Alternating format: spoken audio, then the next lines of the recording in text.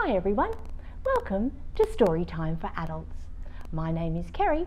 Before I start today, I would like to respectfully acknowledge the country in which we meet today and pay my respects to the elders past, present and emerging.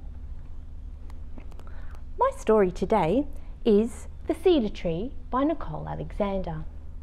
Nicole Alexander is an Australian author and she's very popular within our collection. Prologue. Kiruma Station, Far West, New South Wales, 1949. Stella came from over the mountains, from a place battered by the lash of the wind and buffeted by the lifting soil. It was a snake-etched, empty environment, one stretched and hollowed out by fragments of cultures that had once fought for its ownership.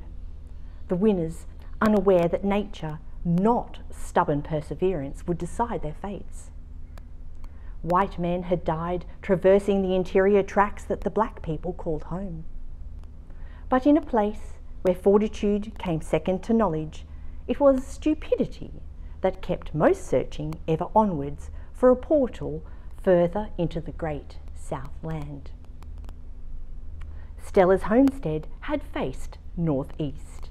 It had stared defiantly from the New South Wales South Australian border across hundreds of kilometres to where people who were closer settled lived underground and mined for pretty opals, and where great pastoralists had once walked wagon loads of firm-packed wool bales to the Darling River to be transported to market.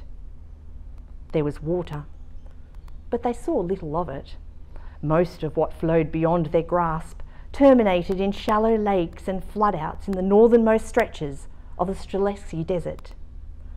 It certainly wasn't all gibber plains and sand dunes.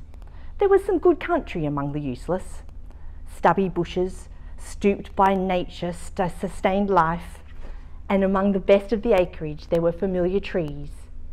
But it wasn't the promised land.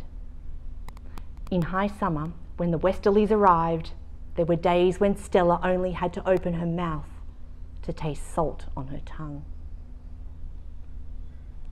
Her home of old was a space unlike any other, one littered with the echo of endless sighs that seemed to stretch far beyond the land that engulfed her married life. She had left a baby in the fierce land's grasp, one who might have survived had circumstance and distance not prevented it. Her husband Joseph also remained there, buried deep in the red heart of their property, where the dingoes and the crows couldn't molest him. He belonged to that place. It had been his land after all. Not once, not even at the very end, had she been unkind enough to tell him that the only thing he really possessed was a futile dream. Endings, no matter how painful, are no time for reproach. At least, not of the verbal kind. Instead, the homestead haunted her that last day as she trailed through rooms, dragging furniture across floorboards, throwing clothes into suitcases, sorting through a life lived in the Shadowlands. She was sure that the salty dunes edged a little nearer the day she drove away. I hope you've enjoyed that teaser from Nicole Alexander's latest title. If you are interested in any more of her books or any other kind of reading, you can check out our online collections. See you next time.